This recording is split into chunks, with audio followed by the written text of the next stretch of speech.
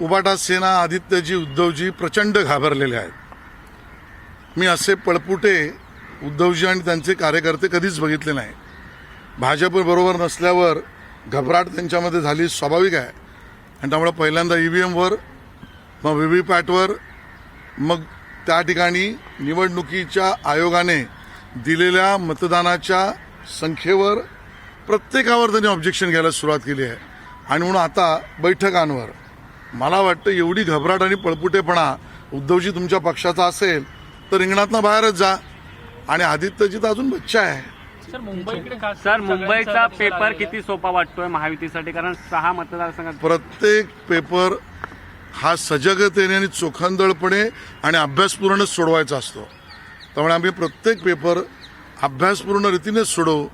पण केलेल्या अभ्यासाच्या आधारावर एवढं नक्की सांगू, 6 जागा महायुती जिंकेल, 0 जागा महाविकास आघाडी जिंकेल. सर, भाजप कार्यकर्त्यांना काय आव्हान कराल? कारण तुम्ही स्वतः रांगेत उभे होता.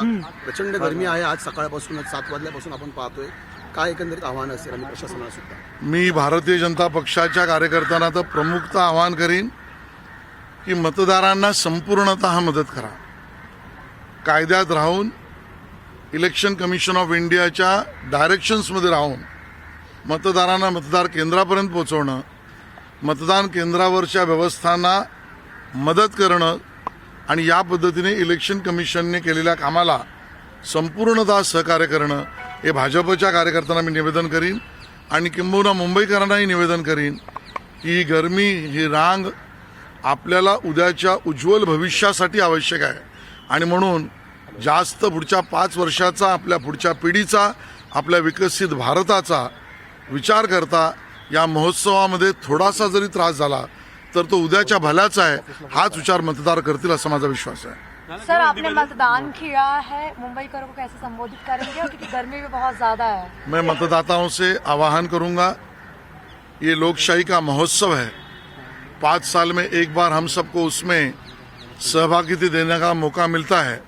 हम सब लोग बढ़ चढ़कर आनंद के साथ, उत्साह के साथ इस मतदान प्रक्रिया में सहभागी हो. व्यवस्था इलेक्शन कमीशन ऑफ इंडिया ने बहुत पुख्ता की है. मैं आपके माध्यम से सामाजिक कार्यकर्ता, भारतीय जनता पार्टी के कार्यकर्ताओं से भी निवेदन करूंगा, मतदाताओं को सहयोग करें.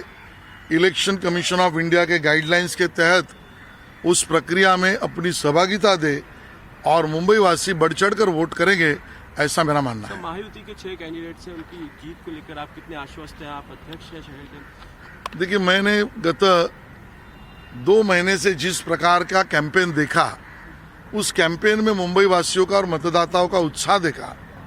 और सीमा तो तब पार हुई जब माननीय प्रधानमंत्री मोदी जी का रोड शो, उसमें मुंबई वासी जो बढ़ चढ़ के सम्मिलित हुए और बाद में जाहिर सभा में मामला स्पष्ट है. 6 की 6 सीटें महायुति जीतेगी, भाजपा महायुति के पास होगी और महाविकास आघाड़ी मुंबई में 0 भी खोल नहीं पाएगी.